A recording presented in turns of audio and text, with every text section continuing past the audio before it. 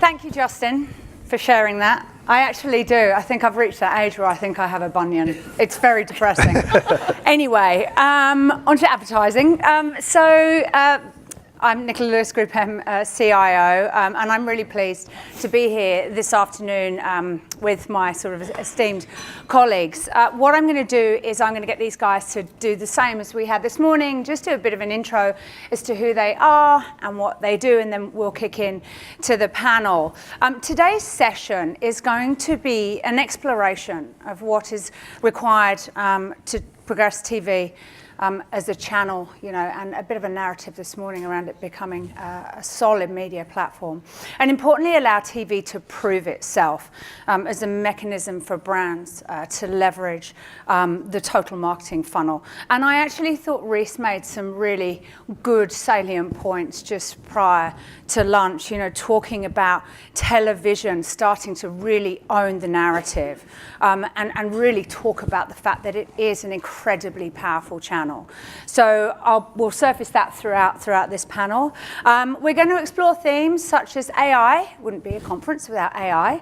So we'll talk about AI, creative innovation, changes in currency, universal IDs, and device ID linkage. But importantly, we're going to do it all through the lens of driving business outcomes for clients. So I'm going to hand to the panel to do a bit of an intro. Hello, thanks Nick. My name's Jane Eastgate. I, about 6 months ago, was appointed to the role of Chief Data and Analytics Officer at Foxco. That role comprises MCN, Foxtel and Fox Sports, and it's all about bringing together our viewing data assets to deliver value for our businesses and also for our customers and their viewing experience. Prior to that, I was in a very different industry. I was in supermarkets, so certainly not as glamorous as this industry when it talks about baked beans and kind of shelf value. But I headed up the Flybuys analytics program, I was the head of Flybuys analytics and Coles Advanced Analytics. So I'm sure that program is very familiar to you. About 2/3 of the country are actively engaged in that program, and it really provided the platform for myself and my team to deliver quite sophisticated, targeted customer experiences and personalised experience very quickly. The first one that we did was a personalised catalogue where we went out to 2.5 million customers every week, and no one version of that catalogue was the same. We did that in 2012. So I look forward to really bringing that thinking and leveraging the data assets that we have at Foxtel and MCN to the table for all of you. Great, thank you. Very good. Good afternoon. My name's Dave Downey. I'm the CEO of Invidi Technologies. Invidi Technologies is one of the companies that invented addressable television advertising. 2 years ago, we were pleased to receive the Emmy Award for developing addressable TV advertising, so that was very exciting. Right around that same time, we were also quite fortunate to have AT&T, a large media company and telecom company in the United States, acquired a controlling interest in our company. And so we preceded the AppNexus acquisition, which recently occurred. So AT&T is taking this space very seriously. Our company serves 50 million addressable homes in the United States, and addressable TV advertising impacted the US TV market by $2 billion last year. It was the 8th consecutive year that our revenues doubled, and we're on target to do it for a 9th year coming up. Fantastic. And Dave shared with me earlier that he's in his 42nd year in TV, but he's only 45. Yeah. I don't believe him. The first part's true. Brett. Thanks. I'm Brett Gillett. I'm the Global Business Development Director for TVSquared. We have a attribution analytics and optimization platform that allows to measure the true ROI of linear TV from initial response through to a conversion. And the technology is being deployed in 83 markets now across brands, agencies and networks. So understanding how it fits in the natural ecosystem of things. Okay. Thank you. Good afternoon, everyone. I'm Chris Blok, the Country Manager for Australia and New Zealand at SpotX. And for those who don't know SpotX is a video advertising platform working with publishers and broadcasters to monetize video ad inventory, also looking from an ad serving perspective, programmatic enablement, so SSP technology, and also data enablement, both first party and third party data. Similar to Dave, SpotX was I think it was now 3 years ago, had a majority investment stake from RTL Group, which is one of the largest broadcasters in Europe, who also know more probably well-known brands such as Fremantle Media as well. And then they took the remaining stake a year and a half ago from SpotX. Fantastic, thank you. And my name's Ben Campbell, and I'm the Director of Advertising and Data Products at Nine. My role is to develop a lot of the commercial products that we then make available to advertisers to connect with our audience. So sitting alongside, we work alongside our dev team, our consumer product and our sales team to develop those products. Fantastic, and thank you, Ben, for stepping in. But Ben's very kindly stepped in for Pippa. So if I call you Pippa, because it's in my notes, just run with it. It's all good. Okay, so as you can see, these guys come with a wealth of experience across some absolutely key categories. So let's go to the first question. How can TV take a greater share of activation marketing budget? And importantly, how can it tackle that short-termism, again, that Reece made a nod to just prior to lunch, and activate data in a way that helps prove attribution? I'm going to go to Brett first. Oh, first up. So I think for us, the data is almost there, but it's from a variety of different sources, be it the end client, through their proprietary first-party data, through the agencies or the networks with their spot files, and then understanding the granularity of that from a channel and network perspective down to a day part, programming, and then bringing that all together to be able to understand what that TV is driving. And I think one of the keys is actually now trying to sort of consolidate that data and create a faster route into sort of the analytics and measurement to be able to activate that end brands, agencies like yourselves can then look at, activate and actively change the buy to create that better return on the investment for the end clients. And I think that's really the key of activating some marketing budgets and trying to position TV as winning budgets back from digital, in effect. Great, thank you. And Chris, can I ask you to build on that? Yeah, sure. I mean, I think to add to that, I think it's around the activation of data, both from first, second, third party. It doesn't matter where you're kind of getting that data from, but it's also around the speed to market that you can come with that activation. And I think both from a client side first party data source, but then also seeing potentially what that is or what the overlaps are with broadcaster or publisher first party data, and then being able to build out meaningful segments for targeting within that. So on that basis, do you guys believe that addressable TV is the route to greater data-driven reach, and that can be achieved relatively easily? Can I ask you, Dave, maybe about? Yeah, well, from our perspective, so we've been at this for 15 years. That's when we first came up with the idea. And at this point, while I appreciate that your market may not necessarily be as far along as some of the other markets that we're involved with, the fact is that it's already proven. It works. The results are unbelievable. In the concept of aggregation, where we aggregate audiences across channels and then target the ads, for 7 years now, the average increase through aggregated data-driven sales is 750%. Yeah. So we've taken ROI, we've taken average revenue per subscriber from advertising from $4.74 per thousand to $37.87 a thousand. And then when we do regional zoning, which will be very successful, I think, in Australia, we were actually talking about this earlier. In the States, with what we call dynamic zoning, the increase in the CPM value went from the same $4.74 to $21.54 last year. So that was a 400% increase. So when you look at TV around the world right now, it's a single digit or less growth environment, low single digits in many countries. And so to have this enormous lift is quite fascinating. At DirecTV, which is our largest customer, 100% of their growth was through addressable advertising. So their standard TV advertising business was flat, and 100% of the growth was through data-driven television. Can I just make a point on the, to sort of build on that, but also address the comments there about data? I think the fact that so data and insights has been driving personalisation of advertising for some time.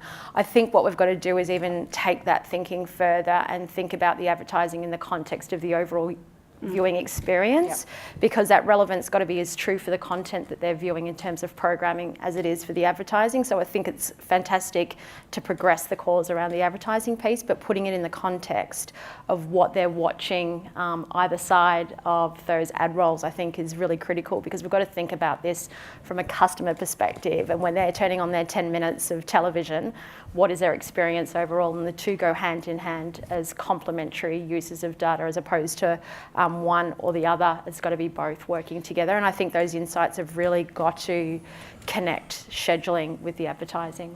So just to pick up on that point, do you ever think that there's a fear that we go too far down, too much addressability from a creative perspective, and look to sort of build out thousands of creative pieces as opposed to sort of focusing on? Good question. I don't know the practicalities of what I'm about to say, but the closer to one-to-one that you can get, the more compelling, the more loyal, the better the experience is going to be for the customer and keep them coming back. That's just an adage that I think rings true across industries. I guess being new to this industry, I'm not sure how practical that is, and if the pipes exist to be able to, configure them on that level of granularity. But I think, as we're talking about with that addressability and that piece, we need to face into that at some point on the roadmap, and I would hope that we do, because I think that's where I've certainly seen significant value commercially and from a customer perspective, but just in a different industry. Great. So late last year, NBC Universal announced a new machine learning tool that helps brands place ads around screens relevant to their product across any sort of the media giants, broadcast and cable properties. According to Josh Feldman, who's the EVP and head of marketing, it drove an average lift of 19% in terms of brand memorability, 13% likability, and 64% in advertising creative. Do you think the use of AI to identify positive contextual moments is a potential game changer? Who wants to? Ben, can I go? I'll start with that, yeah. I mean, I think from my perspective, the TV is always, and broadcast video on demand as well, has always been about mass reach and increasing brand metrics based on that. And I think with targeting capabilities, excluding AI for a second, there's already a lot of metadata that's being able to pass through to ad servers to power targeting based on show or classification or genre, all sorts of things like that, which still delivers strong reach without going down to hyper granular levels. And I think once you start to focus on delivering ads into specific ad breaks based on what was featuring within the content, only a minute or two either side of that ad break, you cease to be a reach and frequency kind of tool, and you start going down into that hyper targeting area. And I think if you look at the display market, which is very different, there's an abundance of inventory, and there's companies out there like GrapeShot that do really effective hyper targeting around keywords that works really well with display. And I'm not really convinced that that's the area of TV and broadcast video on demand. I think they play quite different roles for advertisers. So I'd probably challenge that a little bit. So it's probably not going to be the game changer. It might be something that some brands do and test with, but it's not what TV and broadcast video on demand is about. Okay. Yeah, sure. Again, I'll play my kind of new to industry card. So artificial intelligence for me, or I think is a concept or a practice that's been around since the early 1950s. It actually kind of went into, I think I read this morning that was the AI winter for a long time, and I thought that was quite appropriate, given that I'm from Foxtel and everyone's watching Game of Thrones, the AI winter. Anyway, but it really only has popped its head up from time to time on the back of Hollywood movies that are quite futuristic. But the reality is it has been around for a long time, and AI itself is not the end game. AI is a technique or a tool that you use in conjunction with great data to achieve a great customer outcome. So for me, the question is not so much AI, has it got a place or has it not got a place? It's how can we leverage what AI can give us with excellent data on viewing behaviour, leading to great ad revenues and a great schedule of programs to really optimise, to really deliver that at scale. And that has really only become possible in the last sort of 4 or 5 years as compute power has scaled, as data has become more robust and accessible. And I think as there's been a kind of an industry, not restructuring, but industry is beginning to understand, and there's momentum certainly gathering behind data-driven decisions around what ads to place, what content to show. So for me, it's not a kind of, it's not the end, it's the means. And the location and context, though, part of your question, that's a game changer for me, because that's all about rich data, and for me it's all about the data. So if you've got rich data like location and context, you can serve up the right ads at the right time based on the moment that customer is having at that particular moment. So really the game changers are data, and they are really the tools that you use to realise the value. Yeah. And Dave, just obviously coming from the States, like, do you want to make any builds on that? Well, so even a little bit of data improves results on television. So when we first started, and the data side of the business wasn't as mature as it is today, we did learn that even a small amount of data made the television experience for advertising better.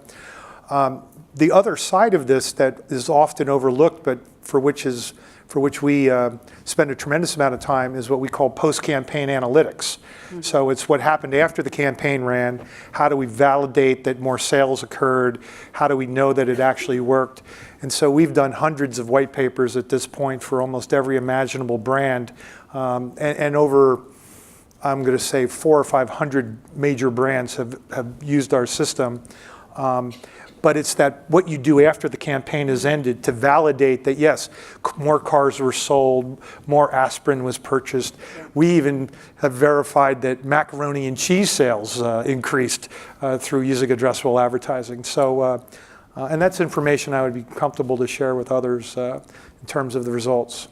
Great, thank you. And Brett, in terms of AI and its importance in this space? Yeah, I think it plays its role. For me, it's TV gives reach and frequency, and it's about understanding where that customer is in the funnel, and then in terms of the planning and coming back to your point, understanding what happened post campaign to then activate that, and where can I use AI. So in our tool set we have like a predictive recommendation engine of where you can change the buy to create that return on investment, but you still need that layer on top to interpret that data, make the changes, and then constantly analyse it. So I think it's part of the overall mix and how you approach it. Great. Chris, can I come to you on that one as well? Yeah, look, I think to Ben's point, we can get very caught up in the granularity of addressability and getting right to the very pointy end, but I think with AI it's still very much in its infancy, and I mean, there's that quote of shit data in, shit data out. So it really depends on, what are the inputs getting inputted to help drive that AI and decisioning behind that. And to I think both Brett and to Ben's point, there's a lot of granular data that can be sifted through, but it's then having the smarts to be able to obviously make the decisions behind that. Yeah, and I think, and I was having this conversation with someone yesterday, just the notion of AI, I mean, it's such a broad topic in itself. To your point, it's been around for a long time. It's just making sure that we stay relatively focused and don't kind of get distracted with that. So can we then just move on, sort of, AI does have an ability to potentially minimise wastage, which you guys have just made a bit of a nod to. How do strategies like linking device usage IDs and household profiles help marketers to integrate and optimize TV and digital campaigns. Can I come to you, Ben, actually, because I know that you guys are doing quite a lot in that space. Yeah, we've invested pretty heavily in that space at Nine, so we've had single sign-on across Nine now for 3 years, thereabouts. And so we've collected a fairly sizable data asset there. And we have implemented our own identity management technology, which links the different devices to users, and have rolled out targeting capabilities around that. So it does present a lot of powerful targeting solutions, well, not just targeting, but marketing solutions in general for advertisers, in the sense that they can target based on declared attributes when people are signing up. You can match databases to third-party databases to enrich your data, make that available for targeting. So on the targeting front, it's quite powerful, but it means it also gives, when you can link every single impression or every single viewing behaviour to an anonymised user profile, you can start to profile people who are watching certain shows and optimise linear placement based on the digital data that you're seeing about people watching the same programs on Nine Now. All of that is quite powerful, and I think the attribution piece was mentioned a lot. When you have an email address, when you can link every single ad impression to a user and an email address, you can then start to pull exposure data out of your ad server log files and marry them up around attribution. So there's a bunch of really powerful capabilities there. And I should mention as well, if you are passing a user ID in your ad request, an ad server will target and manage frequency, I should say, across devices based on that user ID. So you can essentially manage reach and frequency at a unique user level rather than a device level. So there's a lot of really powerful capabilities there. Yeah. I think for us, the next step is then building that household device graph, which is a challenge because most people are signing up with a personal profile.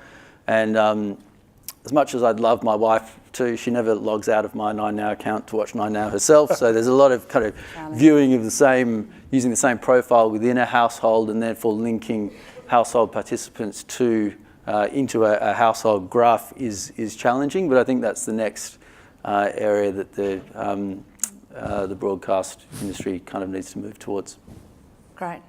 Brett, you have quite a lot of experience sort of in this area, particularly from a global perspective. Can you share some learnings? Yeah, so I think it's different all over the world because people are on different stages of their journey in country. So the US and here is typically a lot further advanced than, say, the UK and Europe. And obviously we have issues with GDPR, et cetera, and data laws and data privacy.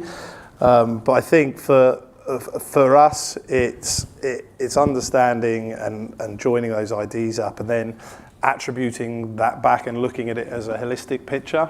Yeah. To understand where it plays its role, and then again it comes back to activating that data and understanding what the best route to market back is in terms of interacting with your customer. And that's not only from a TV perspective or addressable perspective, but it might be into digital, into display, email, etc. Yeah, sure. So the vast majority of television that's consumed all around the world is done currently in linear, and therefore people don't sign in when they decide to turn their traditional television set on. So in our particular case, Invidi, and you prompted me thinking about this with GDPR and privacy laws in California that are about to be adopted and other things. So Invidi is a word that we invented that means not to see. So we algorithmically, we do not have an individual profile. We never really know who you are specifically. We know who you likely are, but we never know that it's you. And so through the ability, we kind of have an internal phrase at Invidi, which is you are what you watch. And so as we continue to measure what you watch, our ad decisioning to go along with that gets better and better every time. And again, it's that post-campaign analytics where we get the results that we feed back into the system. And this is very similar. SpotX is an excellent company, does very much the same kind of thing, where you use that, your system just gets smarter and smarter and smarter over time. So we never really had to specifically profile you, thus staying within the consumer privacy laws. But at the same time, we can make radically better ad decisioning. Yeah, great. And Jane, did you have any build on that in terms of linking device usage? Yeah, I do. So I think for me, a lot of the conversation is about linking devices and building on addressessability and getting that kind of plumbing and that connection with the customer and the data, getting it connected so that you can then append your data to it to drive value. I think there's a second, second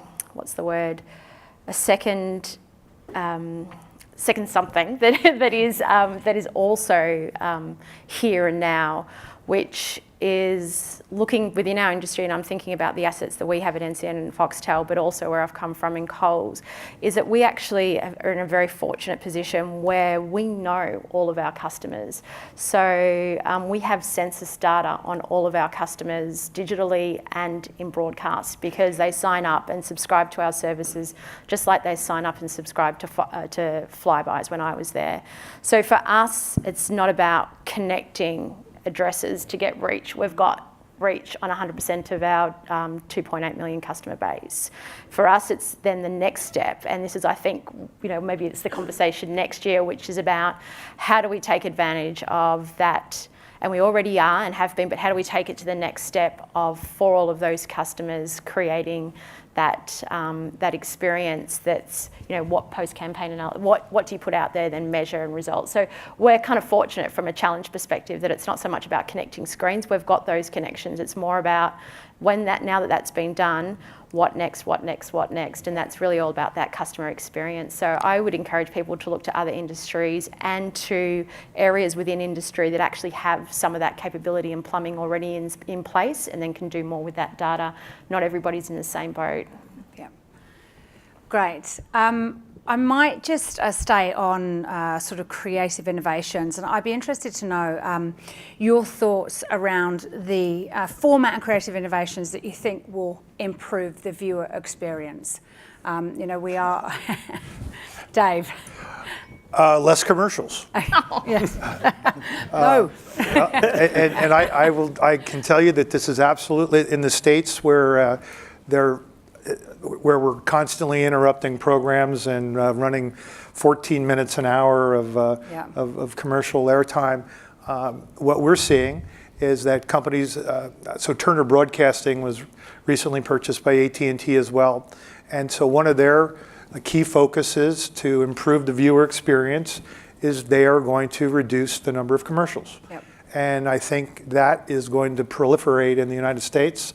And it won't happen right away, but it will happen over time, that there will be fewer commercials, because the results of targeted driven television advertising, when you get 400 to 700% lift in your CPM values, there's a lot that you can do with that to make the TV experience better.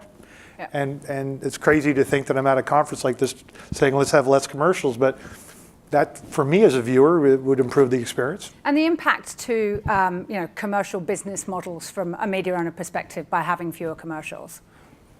Yeah, well, it's just it's a necessary. Yeah, in order to, it's so competitive out there, and when you see the erosion of viewership vis-a-vis Netflix and other programming, Amazon Prime is huge in the States as well. Yeah.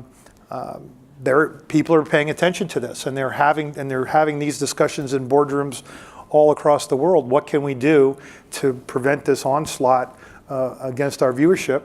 And the one thing is fewer commercials. Fewer commercials. Can I provide a potential alternate view? Yes, you can. that at least might hold true for the kind of more medium period. I'm not saying that won't come to fruition ultimately.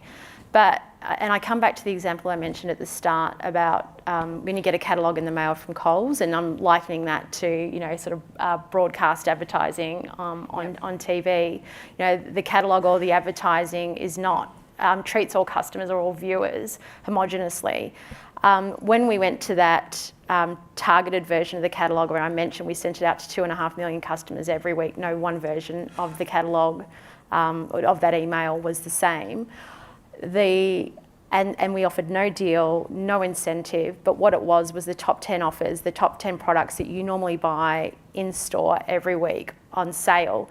The help saves me time, help save me money benefit of that made it compelling. The open rates, the click rates, and the actual going into store and buying that was phenomenal because you were fulfilling a customer need and want. And I think before we go to no advertising, I'd like to think we'd have a go at sophisticating how we fulfill customer or viewer needs and wants first, because that is absolutely possible with great data. Not to monopolize this, but I will throw out another idea other than reducing the full load of commercials. But another thing that's just begun to happen with some prevalence in the States, particularly in sports programming, is what we call side-by-sides. So when they, instead of going to commercial break, the screen will split. They'll go to, the game will remain on the screen. Commercial will come up on the other side. The commercial will have its audio, but you can still see the golf shot. You can still see what's going on the field and those kind of things. So in certain instances, side-by-sides are another interesting way to enhance the experience. Another model. Brett, can I ask for your thoughts on that? Yeah, so I think, again, in the US, they're trialling much shorter formats, so like 6 to 8 second commercial breaks, and the sort of the response that we're seeing from them is huge in terms of participation, just because it gets right to the point of what the end brand wants. And you can't get away from it. Yeah. It's so quick. It's just there, and then, that's actually really interesting. And then you go to the UK, and people like, Sky AdSmart, getting down to, again, the addressable granular level, and adapting the creative to that individual, as well as, in content. So gambling firms in the UK are really, really good at putting a live bet based on the action within the sporting commercial. So again, I think it's the relevance of the advertising to the content could be quite a big game changer. And Ben, can I ask you about that as well? Obviously, sort of, sitting in the Nine world, what are your thoughts?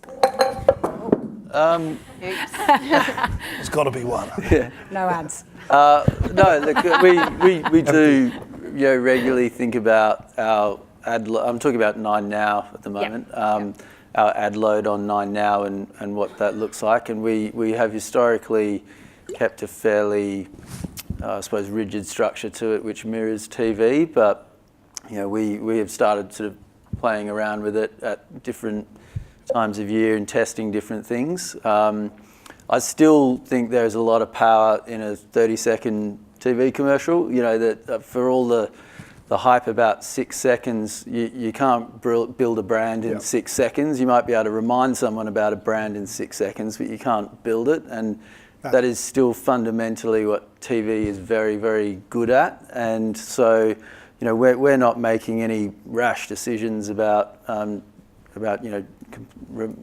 know you're not saying remove all ads, but removing all of our ads and dropping down to 6 second ads either. But it's definitely something that we're thinking about quite closely. It kind of loops back into your point, Jane, about working harder at it. So look, we've spoken quite a bit today about attribution, and we touched on it earlier. As attribution in TV improves, will we still need metrics like GRPs as a sort of currency, or should broadcasters turn their attention solely to business outcomes and be really laser focused on that? I don't think you'll be able to escape the GRPs or TARPs from that system. I mean, we heard from the panelists this morning, as VOZ comes on board or comes online, and the agencies start to get their hands on that level of data, it's going to change the way buying TV happens, both linear and from BVOD, obviously being able to marry that together. So and being able to obviously have that common language. So I don't think we'll be able to escape it straight away, but there'll be probably an evolution of that. Yeah. Okay. Yeah, I'd agree with Chris that I don't think kind of sales attribution in terms of business outcomes in that respect will replace things like TARPs and reach and frequency. Like, for the last sort of 50 years, marketing has always been about delivering maximum reach of a target audience and an optimal level of frequency, so you're not wasting your budget. And that's a fundamental of marketing that's probably not going to change for the next 50 years either. But I definitely think that attribution and business outcomes is another dimension of measurement that will increasingly come into play. And it really depends on what the objectives are for the campaign, as well as to which one's a greater priority for the advertiser. And Brett? Yeah, I think that they play their part. If you look at like how we work our attribution model, they're used as a weighting to work out if there's like a clashing spots or bigger to smaller spots, where that actual audience is being driven from in terms of the response. So it's actually a very important factor to understand the real value of the different spots in the advertising. So I think they're very important. They will be here to stay. And I just think, when you add in how an audience reacting, it just takes it to that level of granularity that hasn't been there until now, because of the use of second screen devices and differing methodologies of how you can, even though there's no direct link between myself responding to the TV advert, obviously there's methodologies that allow you to do that to a very, very accurate level now.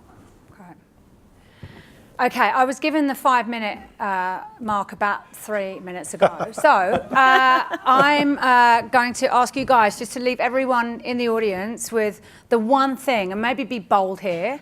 What's the one thing that you think is going to take TV to the next level? Dave. Oh. Sorry, Brett. No, Dave.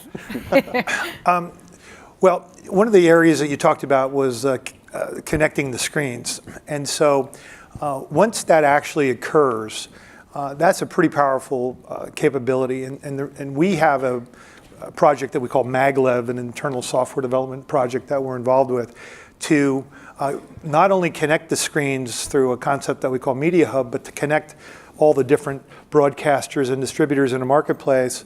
And the reason for that is if you were watching content on your mobile device, and then you're watching content on your linear television, and you do not know how many times the impression was viewed on the mobile device. So say the car commercial was viewed 50 times on the mobile device and 5 times on the linear device, but your buy instructions are to give me 50 impressions on the linear device.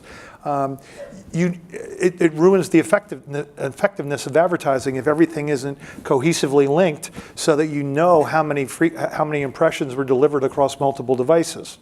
So in our case, we're seeking to be that addressable solution on all screens, regardless of what wherever you're watching it. We call it all glass. Wherever there's a screen, we want to be on it, and we want to connect them together. And that will be when you finally have that connectivity, so when an advertiser can say, I don't care where the user watches the content, I want them to receive 20 impressions over the next 7 days, and not 30 and not 10. That to me will be the game changer. Great, thank you. That was a tough one, by the way. You did well. Jane. I'm going to come back to the data. I think the technology and the connections, respectfully, are part of the equation, but it's only when you couple it with the viewing behaviour and the understanding of customer that you're going to get that kind of game-changing experience. And that's the only thing, by adding more and more data into that equation, be it location, context, that's where game-changing comes, those combinations of data. And being able to compute that at scale and be in real time, which is meaningful and relevant to your viewer. Right. I think it's as simple and as complicated as that. Yeah. Wonderfully put.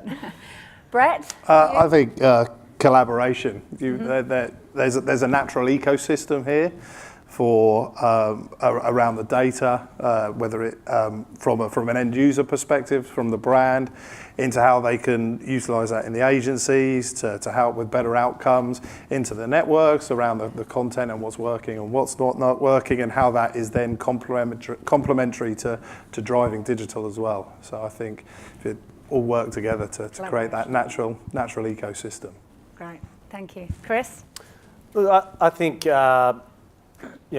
looking definitely towards more the future in 5+ years. I mean, we've got 46% of Australians have a connected TV at the moment, and so my prediction is that more and more TV is going to be streamed, and not just the BVOD catch-up side of things, but more into live linear streaming of TV, and specifically around tentpole sporting events. I think Channel 9 are going to be starting to stream some NRL games this season, and then we've seen that the explosion of Melbourne Cup and other things like that. So I think around that we're going to see more and more streaming.